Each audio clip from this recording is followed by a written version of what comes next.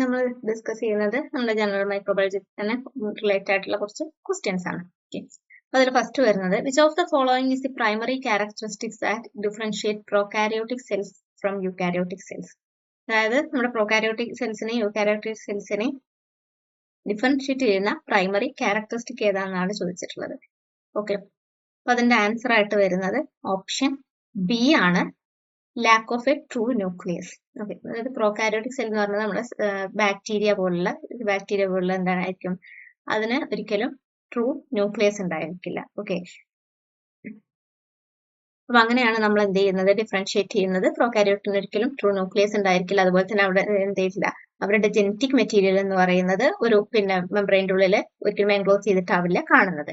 Okay, next, what type of micro organism is east classified as? East എന്ന് പറഞ്ഞ micro organism ഏതിലാണ് classify ചെയ്തിട്ടുള്ളതാണ്? Answer ഏതാണ്?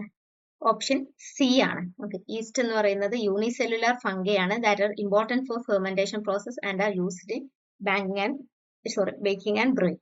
അപ്പോൾ നമ്മുടെ ഈസ്റ്റ് ക്ലാസിഫൈ ചെയ്തിട്ടുള്ള അല്ലെങ്കിൽ ഈസ്റ്റ് ഏത് ക്ലാസിന്റെ അണ്ടറിലാണ് വരുന്നത്? ഫംഗി എന്നുള്ള ക്ലാസിന്റെ അണ്ടറിലാണ് ഈസ്റ്റ് വരുന്നത്. ഒരിക്കലും ഈസ്റ്റ് എന്ന് പറഞ്ഞാൽ ബാക്ടീരിയോ വൈറസോ ആൽഗയോ ഒന്നുമല്ല, ഫംഗൈന്റെ ഇതിലാണ്, അതായത് യൂണിസെല്ലുലാർ ഫംഗയാണ് ഈസ്റ്റ് എന്ന് പറയുന്നത്. Next, which of the following best describe the term aseptic technique? ഈ ഒരു 4 ഓപ്ഷനില് അസെപ്റ്റിക് ടെക്നിക് എന്ന് പറയുന്നത് ഏതാന്നുള്ളതാണ് ചോദിച്ചിട്ടുള്ളത്. അതിന്റെ ആൻസർ ഓപ്ഷൻ സി ആണ്, പ്രൊസീജിയർ ടു പ്രിവെന്റ് കണ്ടാമിനേഷൻ. അതിനെയാണ് നമ്മൾ എന്ത് പറയുന്നത്, അസെപ്റ്റിക് ടെക്നിക് എന്ന് പറയുന്നത്. ഈ അസെപ്റ്റിക് ടെക്നിക്കിൽ എന്താണ് ഇൻവോൾവ് ആയിട്ടുള്ളത്? Procedures that minimize contamination from pathogens. അതായത് നമ്മുടെ പാത്തോജൻസിനുള്ള കണ്ടാമിനേഷൻ മിനിമൈസ് ചെയ്യുക എന്നുള്ളതാണ് അസെപ്റ്റിക് ടെക്നിക് കൊണ്ട് നമ്മൾ ഉദ്ദേശിക്കുന്നത്.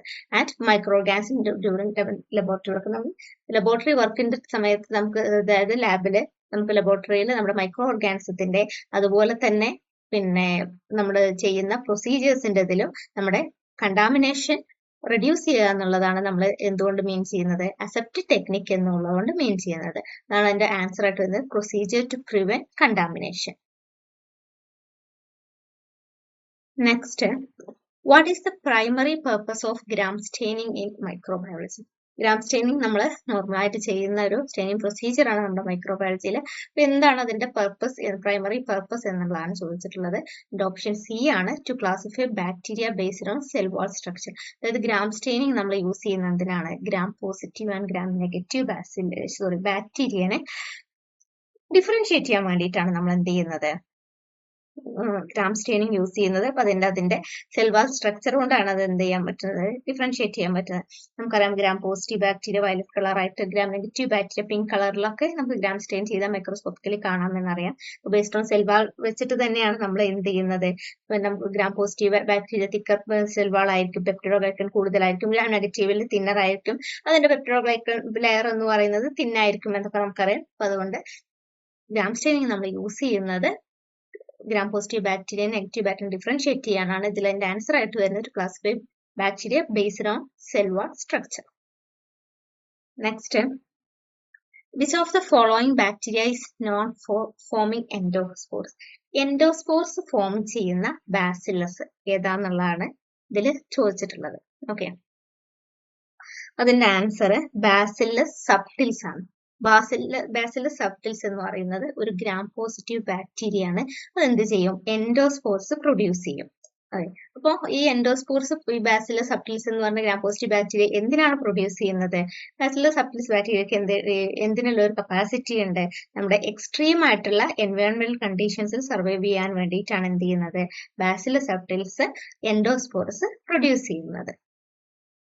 Next, what is the main component of bacterial cell വാൾ?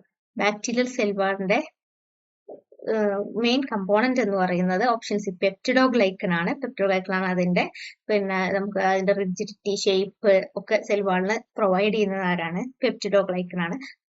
അപ്പൊ ഓപ്ഷൻ സി പെപ്റ്റിഡോഗ്ലൈക്കൻ ആണ് നമ്മുടെ ബാക്ടീരിയൽ സെൽ വാളിന്റെ ഗ്രാം പോസിറ്റീവ് ആയിക്കോട്ടെ ഗ്രാം നെഗറ്റീവ് ആയിക്കോട്ടെ അതിന്റെ പ്രൈമറി കമ്പോണന്റ് എന്ന് പറയുന്നത് പെപ്റ്റിഡോഗ്ലൈക്കൻ ആണ്. Next, which process involve the transfer of genetic material between bacteria വയ ബാക്ടീരിയോഫേജ്. അതായത് നമ്മുടെ ബാക്ടീരിയകൾക്ക് ഇടയിലുള്ള ജനറ്റിക് മെറ്റീരിയൽ നമ്മൾ ട്രാൻസ്ഫർ ചെയ്യുന്നതിന് എന്താണ് പറയാന്നാണ് പറയുന്നത്? ട്രാൻസ്ഡക്ഷൻ ആണ്. ട്രാൻസ്ഡക്ഷൻ എന്ന് പറയുന്നത് എന്താണ്? It's a process by which bacteriophages transfer genetic material from one bacterium to another. ഒരു ബാക്ടീരിയത്തിൽ നിന്ന് അനദർ ബാക്ടീരിയത്തിലേക്ക് നമ്മൾ ജനറ്റിക് മെറ്റീരിയൽ ഏതുവഴി? ബൈ ബാക്ടീരിയോഫേജ് ട്രാൻസ്ഫർ വഴി നമ്മൾ ചെയ്യും. അതിനെയാണ് നമ്മൾ എന്ത് പറയുന്നത്? ട്രാൻസ്ഡക്ഷൻ എന്ന് പറയുന്നത്. Next, which of the following is A common method for isolating pure culture of bacteria? നമ്മൾ പ്യുവർ കൾച്ചർ ഐസൊലേറ്റ് ചെയ്യാൻ വേണ്ടിയിട്ട് യൂസ് ചെയ്യുന്ന മെത്തേഡ് ഏതാണെന്ന് ചോദിച്ചിട്ടുള്ളത്. സ്ട്രീക്ക് പ്ലേറ്റ് മെത്തേഡാണ് നമ്മൾ എന്ത് ചെയ്യുന്നത്? Widely used technique for isolating pure culture by spreading a diluted microbial sample over the surface of agar plate. നമ്മൾ ഒരു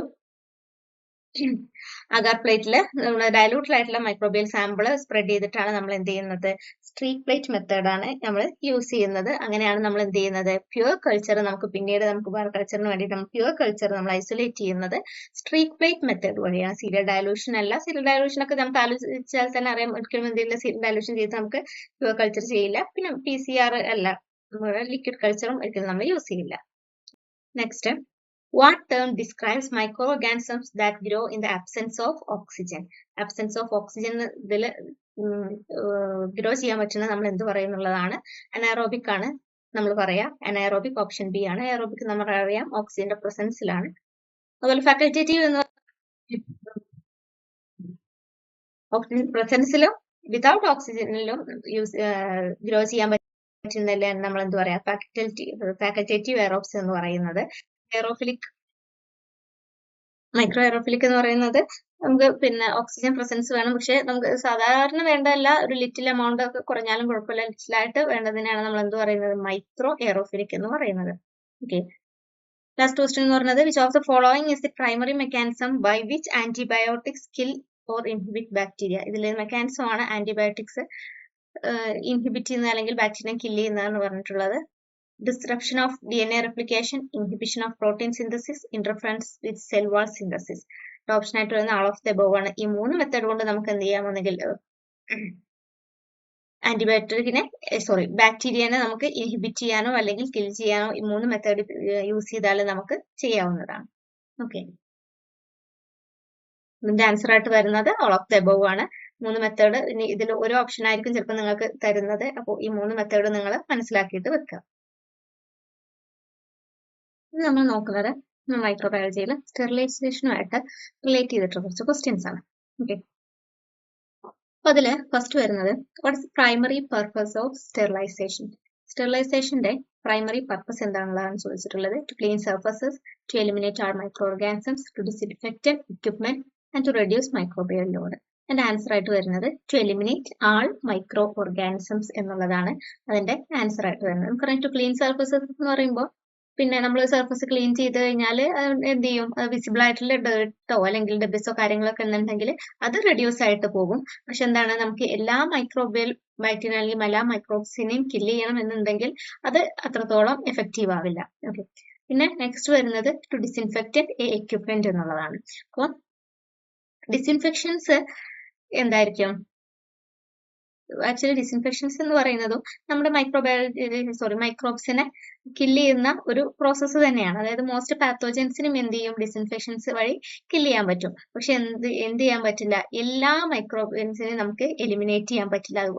എസ്പെഷ്യലി എന്ത് സ്പോർ നമുക്ക് മൈക്രോബ്സിന് ചെയ്യാമെങ്കിലും അതിന്റെ സ്പോറിനെ നമുക്ക് എന്ത് ചെയ്യാൻ പറ്റില്ല? കില്ല് ചെയ്യാൻ പറ്റില്ല അല്ലെങ്കിൽ എലിമിനേറ്റ് ചെയ്യാൻ പറ്റില്ല. ഓക്കെ, അതാണ് ഡിസിൻഫെക്റ്റന്റും നമ്മുടെ സ്റ്റെറിലൈസേഷനും തമ്മിലുള്ള ഒരു ഡിഫറൻസ് എന്ന് പറയുന്നതും അത് തന്നെയാണ്. പിന്നെ നെക്സ്റ്റ് വരുന്നത് ടു റെഡ്യൂസ് മൈക്രോബിയൽ ലോഡ് എന്നുള്ളതാണ്. അപ്പോൾ ഈ ഒരു മൈക്രോബിയൽ ലോഡ് റെഡ്യൂസ് ചെയ്യുക എന്ന് പറയുന്നത് നമുക്ക് അതെങ്ങനെ ചെയ്യാന്നുണ്ടെങ്കിൽ ക്ലീനിങ് അല്ലെങ്കിൽ സാനിറ്റൈസേഷൻ വഴിയൊക്കെ നമുക്ക് ലോഡ് റെഡ്യൂസ് ചെയ്യാൻ പറ്റും. പക്ഷെ നമുക്ക് ടോട്ടലായിട്ട് നമ്മുടെ മൈക്രോബിയൽ എലിമിനേഷൻ അത് ചെയ്യാൻ പറ്റില്ല. അപ്പൊ അതിന് നമ്മൾ ചെയ്യുന്നത് എന്താണ്? സ്റ്റെറിലൈസേഷൻ. നെക്സ്റ്റ് എന്ന് പറയുന്നത്, which method is commonly used for sterilizing heat sensitive materials? Heat sensitive ആയിട്ടുള്ള മെറ്റീരിയൽസിനെ നമ്മൾ സ്റ്റെറിലൈസ് ചെയ്യാൻ വേണ്ടിയിട്ട് എന്താണ് യൂസ് ചെയ്യുന്നത് എന്നുള്ളതാണ്. അതായത് ഏത് സ്റ്റെറിലൈസിങ് മെത്തേഡ് ആണ് നമ്മൾ യൂസ് ചെയ്യുന്നത് എന്നുള്ളത്. ഓക്കെ, ഇതിന്റെ ആൻസർ ആയിട്ട് വരുന്നത് എത്തിലീൻ ഓക്സൈഡ് ഗ്യാസ് സ്റ്റെറിലൈസേഷൻ ആണ്. വേറെയുള്ള ഓപ്ഷൻസ് എന്ന് പറയുന്നത് ഓട്ടോക്ലേവിംഗ് ആണ്. അപ്പോൾ ഓട്ടോക്ലേവിംഗ് എന്ന് പറയുന്നത് നമുക്ക് ഹീറ്റ് റെസിസ്റ്റന്റ് ആയിട്ടുള്ള ഐറ്റംസിനെ ക്ലീൻ ചെയ്യാൻ വേണ്ടി സ്റ്റെറിലൈസ് ചെയ്യാൻ വേണ്ടിയിട്ട് നമുക്ക് ഓട്ടോക്ലേവിംഗ് യൂസ് ചെയ്യാം. നെക്സ്റ്റ് എന്ന് പറയുന്നത് ഡ്രൈ ഹീറ്റ് സ്റ്റെറിലൈസേഷൻ ആണ്. ഇതും തന്നെ എന്താണ്, ഹീറ്റ് സെൻസിറ്റീവിന് നമുക്ക് യൂസ് ചെയ്യാൻ പറ്റില്ല. ബോയിലിംഗ് നമുക്കറിയാലോ, ഹീറ്റ് സെൻസിറ്റീവ് ആയിട്ടുള്ള എന്ത് ചെയ്യാൻ പറ്റില്ല, ഒരിക്കലും നമുക്ക് ബോയിലിംഗ് എന്ന് പറയുന്ന ഒരു ഓപ്ഷനും പറ്റില്ല. അതുകൊണ്ടാണ് നമ്മൾ എന്ത് ചെയ്യുന്നത്, എത്തിലീൻ ഓക്സൈഡ് ഗ്യാസ് സ്റ്റെറിലൈസേഷൻ ആണ് നമ്മൾ ഹീറ്റ് സെൻസിറ്റീവ് ആയിട്ടുള്ള മെറ്റീരിയൽസിനെ സ്റ്റെറിലൈസ് ചെയ്യാൻ യൂസ് ചെയ്യുന്നത്. Next, which temperature and pressure R typically used in autoclaving. Autoclaving നമ്മൾ യൂസ് ചെയ്യുന്ന പ്രഷർ ഏതാണെന്നാണ് ചോദിച്ചിട്ടുള്ളത്. എന്റെ ആൻസർ ആയിട്ട് വരുന്ന ആൻസർ ബി ആണ്, 121 ഡിഗ്രി സെൽഷ്യസ് എന്നുള്ളതാണ്. ഓക്കെ, ആൻഡ് 15 PSI PSI ആണ്. അപ്പോൾ നമുക്കറിയാം ബാക്കിയൊന്നും എന്തല്ല, നമ്മൾ ഓട്ടോക്ലേവിങ്ങിന് യൂസ് ചെയ്യുന്ന ടെമ്പറേച്ചർ അല്ല. ഇതാണ് 121 ഡിഗ്രി സെൽഷ്യസ് ആണ് നമ്മൾ നോർമലി ഓട്ടോക്ലേവിങ്ങിന് യൂസ് ചെയ്യുന്നത്. പിന്നെ 100 എന്നൊക്കെ പറയുന്നത് നമ്മുടെ ബോയിലിംഗിന്റെ ആണ്. പിന്നെ 160 എന്ന് പറയുന്നത് നമ്മൾ എന്ത് ചെയ്യാറില്ല, സ്റ്റാൻഡേർഡ് ഓട്ടോക്ലേവിങ്ങിന് യൂസ് ചെയ്യാറില്ല. പിന്നെ 140 എന്ന് പറയുന്നത് റെയർലി നമ്മൾ യൂസ് ചെയ്യുമെങ്കിലും കോമൺലി നമ്മൾ എന്താണ് 121 ഡിഗ്രി സെൽഷ്യസ് ആണ് നമ്മൾ യൂസ് ചെയ്യുന്നത്. നെക്സ്റ്റ് എന്ന് പറയുന്നത്, what is the most widely used method for sterilizing laboratory glassware. നമുക്ക് ഓരോ കാര്യങ്ങൾ നമുക്ക് എന്ത് ചെയ്യണം, സ്റ്റെറിലൈസ് ചെയ്യണം. നമ്മുടെ ഓരോ മെറ്റീരിയൽസ് നമുക്ക് സ്റ്റെറിലൈസ് ചെയ്യണം. അതുപോലെ നമ്മൾ ഗ്ലാസ് വെയേഴ്സ് സ്റ്റെറിലൈസ് ചെയ്യാൻ വേണ്ടിയിട്ട് നമ്മുടെ മോസ്റ്റ് ആയിട്ട് വൈഡ്ലി ആയിട്ട് യൂസ് ചെയ്യുന്ന മെത്തേഡ് ഏതാണെന്ന് ചോദിച്ചിട്ടുള്ളത്. അത് ഓട്ടോക്ലേവിംഗ് ആണ്. ഓപ്ഷൻ ബി ഓട്ടോക്ലേവിംഗ് ആണ്. ഓക്കെ, അത് ബാക്കി നമ്മൾ കെമിക്കൽ സ്റ്റെറിലൈസേഷൻ ആണ്. കെമിക്കൽ എന്ന് പറയുമ്പോൾ നമ്മൾ ഏതാണ്, നമ്മൾ നേരത്തെ പറഞ്ഞു ഹീറ്റ് സെൻസിറ്റീവ് ആയിട്ടുള്ള, അതായത് നമ്മൾ എത്തിലീൻ ഡയോക്സൈഡ് പറഞ്ഞിട്ടുണ്ടായിരുന്നില്ലേ, ഇപ്പൊ ഹീറ്റ് സെൻസിറ്റീവ് ആയിട്ട് റേഡിയേഷൻ എന്ന് പറഞ്ഞിട്ടുള്ളത് എഫക്റ്റീവ് ആണ്. ഈ റേഡിയേഷൻ എന്ന് പറഞ്ഞാൽ എഫക്റ്റീവ് ആണ്. പക്ഷെ എന്താണ്, നമ്മുടെ റുട്ടീൻ ആയിട്ട് നമ്മൾ യൂസ് ചെയ്യുന്ന ഗ്ലാസ് വെയേഴ്സിന് അത് ആ ഒരു സ്റ്റെറിലൈസേഷൻ മെത്തേഡ് യൂസ് ചെയ്യാന്ന് പറഞ്ഞാൽ അത്രയും പ്രാക്ടിക്കൽ അല്ല. അതുകൊണ്ട് നമ്മൾ റേഡിയേഷൻ എന്ന് പറയുന്നത് നമ്മൾ യൂസ് ചെയ്യാറില്ല. നെക്സ്റ്റ് എന്ന് പറഞ്ഞാൽ ഡ്രൈ ഹീറ്റ് സ്റ്റെറിലൈസേഷൻ ആണ്. പക്ഷെ ഡ്രൈ ഹീറ്റ് സ്റ്റെറിലൈസേഷനും ഇതിൽ നമുക്ക് എന്താണെന്നുണ്ടെങ്കിൽ കെമിക്കൽ സ്റ്റെറിലൈസേഷൻ എന്ന് പറയുന്നത് മാത്രം നമുക്ക് എന്ത് ചെയ്യാൻ പറ്റില്ല, ഹീറ്റ് സെൻസിറ്റീവ് മാത്രമേ യൂസ് ചെയ്യാൻ പറ്റുള്ളൂ. പക്ഷെ റേഡിയേഷനും ഡ്രൈ ഹീറ്റും ഒക്കെ നമുക്ക് യൂസ് ചെയ്യാം. അതായത് പക്ഷെ നമുക്ക് അത്രയും പ്രാക്ടിക്കൽ അല്ല എന്നുള്ളതാണ് നമ്മൾ മനസ്സിലാക്കേണ്ടത്. റേഡിയേഷൻ ഒരിക്കലും പ്രാക്ടിക്കൽ അല്ല. ഡ്രൈ ഹീറ്റ് എന്ന് പറയുന്നത് നമുക്ക് ഗ്ലാസ് വെയേഴ്സിന് യൂസ് ചെയ്യാമെങ്കിലും ഓട്ടോക്ലേവിംഗിന്റെ അത്രയും എഫക്റ്റ് കിട്ടാത്തത് കൊണ്ട് നമ്മൾ ഡ്രൈ ഹീറ്റും ചെയ്യുന്നില്ല. ഇതിന്റെ കറക്റ്റ് ആൻസർ ആയിട്ട് വരുന്നത് ഓട്ടോക്ലേവിംഗ് ആണ്. നെക്സ്റ്റ് എന്ന് പറയുന്നത്, which of the following is a chemical agent used for sterilization. ഏതാണെന്നുള്ളതാണ് നമ്മൾ യൂസ് ചെയ്യുന്നത്. ഇതിന്റെ ഓപ്ഷൻ ഡി ആണ്. എല്ലാം തന്നെ നമ്മൾ എന്താണ് യൂസ് ചെയ്യുന്നത്, hydrogen peroxide, alcohol, sodium hypochlorite. Okay, ഈ മൂന്നെണ്ണം നമ്മൾ എന്ത് ചെയ്യും, യൂസ് ചെയ്യുന്നതാണ്. ഓക്കെ, ഹൈഡ്രജൻ പെറോക്സൈഡ് എന്ന് പറയുന്നത് കോമൺലി നമ്മൾ എന്ത് ചെയ്യും, ഗ്യാസ് ഓർ ലിക്വിഡ് ഫോമിൽ യൂസ് ചെയ്യാറുണ്ട്. ആൽക്കഹോൾ എന്ന് പറയുന്നത് നമ്മൾ ഡിസിൻഫെക്റ്റന്റ് ആയിട്ട് യൂസ് ചെയ്യാറുണ്ട്. പക്ഷെ നമ്മൾ സ്റ്റെറിലൈസേഷൻ അത്ര അവൈലബിൾ അല്ലെങ്കിൽ കൂടി നമ്മൾ എന്താണ് ഡിസിൻഫെക്റ്റന്റ് യൂസ് ചെയ്യാറുണ്ട്, അല്ലെങ്കിൽ കമ്പൈൻഡ് ആയിട്ട് നമ്മൾ യൂസ് ചെയ്യും. ഓക്കെ, സോഡിയം ഹൈപ്പോക്ലോറേറ്റ് എന്ന് പറയുന്നത് നമ്മൾ കോമൺലി യൂസ് ചെയ്യുന്ന കെമിക്കൽ സ്റ്റെറിലൈസേഷനിൽ യൂസ് ചെയ്യുന്ന ഒരു ഡിസിൻഫെക്റ്റന്റ് ആണ്. നെക്സ്റ്റ് എന്ന് പറയുന്നത്, which method uses ultraviolet ray for sterilization. ഏത് മെത്തേഡാണ് നമ്മൾ UV light of sterilization use ചെയ്യുന്നത് എന്നുള്ളതാണ് ആൻസർ ആയിട്ട് വരുന്നത്. റേഡിയേഷൻ സ്റ്റെറിലൈസേഷൻ ആണ് നമ്മൾ എന്ത് ചെയ്യുന്നത്, യൂസ് ചെയ്യുന്നത്. Okay, option D radiation sterilization ആണ്. ഓട്ടോക്ലേവിംഗ് എന്താണ് യൂസ് ചെയ്യുന്നത്, സ്റ്റീം ആണ്, റേഡിയേഷൻ അല്ല. ഡ്രൈ ഹീറ്റ് എന്താണ് യൂസ് ചെയ്യുന്നത്, റിലൈസ് ഓൺ ഹൈ ടെമ്പറേച്ചർ ആണ്. അതും ഒരിക്കലും UV ലൈറ്റ് അല്ല യൂസ് ചെയ്യുന്നത്. കെമിക്കൽ സ്റ്റെറിലൈസേഷനിൽ നമ്മൾ യൂസ് ചെയ്യുന്നത് എന്താണ്, കെമിക്കൽ ഏജൻസ് ആണ്. ഓക്കെ, ആൻസർ റേഡിയേഷൻ സ്റ്റെറിലൈസേഷൻ ആണ്. നെക്സ്റ്റ് വരുന്നത്, what is the main limitation of using dry heat sterilization. Dry heat sterilization use ചെയ്യുന്ന ലിമിറ്റേഷൻസ് ഏതൊക്കെയാണെന്ന് പറയുന്നുണ്ട്. It requires long pressure, it cannot sterilise liquid, it is less effective than moist. അപ്പൊ ഇതെല്ലാം തന്നെ എന്താണ്, നമ്മുടെ ഡ്രൈ ഹീറ്റ് സ്റ്റെറിലൈസേഷന്റെ ഒരു limitations ആണ്. ഓക്കെ, അപ്പൊ ഇത്രയും ഒന്നും അതിന് ചെയ്യാൻ പറ്റില്ല എന്നുള്ളതാണ് അതിന്റെ ലിമിറ്റേഷൻസ് ആണ്, അല്ലെങ്കിൽ നമ്മൾ ഡ്രോബാക്ക് എന്നൊക്കെ പറയില്ലേ, അത് ഇത്രയും ഈ ഒരു 3 കാര്യങ്ങളും അതിന്റെ ഡ്രോബാക്ക് അല്ലെങ്കിൽ ലിമിറ്റേഷൻസ് ആണ്. ലോങ് എക്സ്പോഷർ വേണം. അതുപോലെ തന്നെ എന്താണ്, ലിക്വിഡിന് ഒരിക്കലും സ്റ്റെറിലൈസ് ചെയ്യാൻ പറ്റില്ല. അതുപോലെ മോയിസ്റ്റ് ഹീറ്റിനേക്കാളും ലെസ് എഫക്റ്റീവ് ആണ്. എയ്ത്ത് ക്വസ്റ്റ്യൻ എന്ന് പറയുന്നത്, which type of sterilization is commonly used for surgical instrument?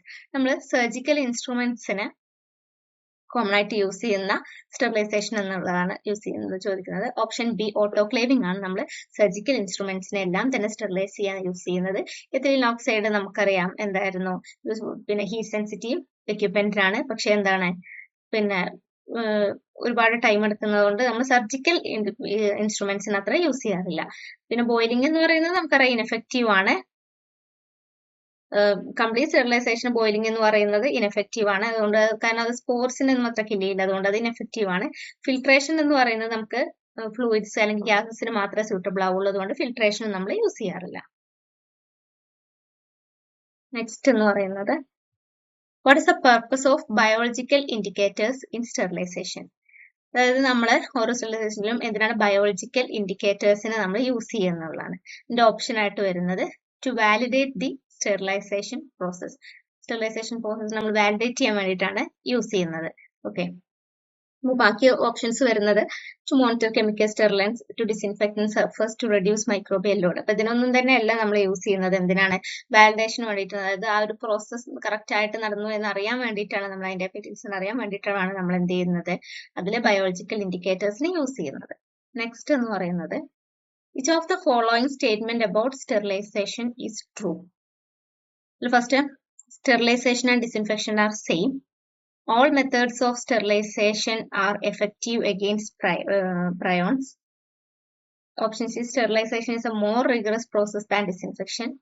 Sterilization is unnecessary for laboratory work. നമുക്കറിയാം അതിന്റെ ആൻസർ ആയിട്ട് വരുന്നത് ഓപ്ഷൻ സി ആണ്. Sterilization is a more rigorous process than disinfection. നമ്മളായിട്ട് പറഞ്ഞിട്ടുണ്ടായിരുന്നു. ഡിസിൻഫെക്ഷൻ എന്ന് പറയുന്നത് എന്തായിരിക്കും, ഒരു പിന്നെ നമ്മുടെ മൈക്രോബിയൽസിനെ റിമൂവ് ചെയ്യുന്ന ഒരു പ്രോസസ് തന്നെയാണെങ്കിൽ കൂടി അതെന്തില്ല, സ്പോറിനെ കില്ല് ചെയ്യില്ല. അതുകൊണ്ട് അത് എന്താണ്, സ്റ്റെറിലൈസേഷന്റെ അത്രയും എഫക്റ്റീവ് അല്ല. ഓക്കെ, അതിന്റെ കറക്റ്റ് ആൻസർ ആയിട്ട് വരുന്നത് ഓപ്ഷൻ സി ആണ്. Sterilization is a more rigorous process than disinfection. Okay, ഒരിക്കലും സ്റ്റെറിലൈസേഷൻ ഡിസിൻഫെക്ഷനും സെയിം അല്ല. പിന്നെ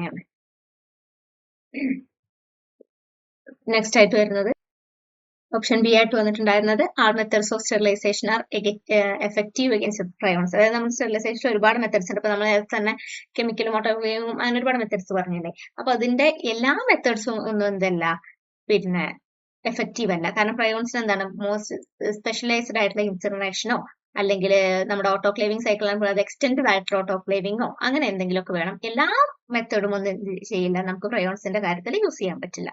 ഓക്കെ, പിന്നെ നെക്സ്റ്റ് ഓപ്ഷൻ ഡി നമുക്ക് sterilization is unnecessary for laboratory work. Unnecessary ആണെന്നല്ല, ഒരിക്കലും അല്ല. നമ്മുടെ ഇതിലൊരു ക്രൂഷ്യൽ ആയിട്ടുള്ള ഒരു പാർട്ട് തന്നെയാണ് എന്തെന്ന് പറയുന്നത്, നമ്മുടെ ലബോറട്ടറിയിൽ ക്രൂഷ്യൽ ആയിട്ട് പാർട്ട് തന്നെയാണ് സ്റ്റെറിലൈസേഷൻ എന്ന് പറയുന്നത്. അതിന്റെ ആൻസർ ആയിട്ട് വരുന്നത് ഓപ്ഷൻ ബി ആണ്. ഓക്കെ.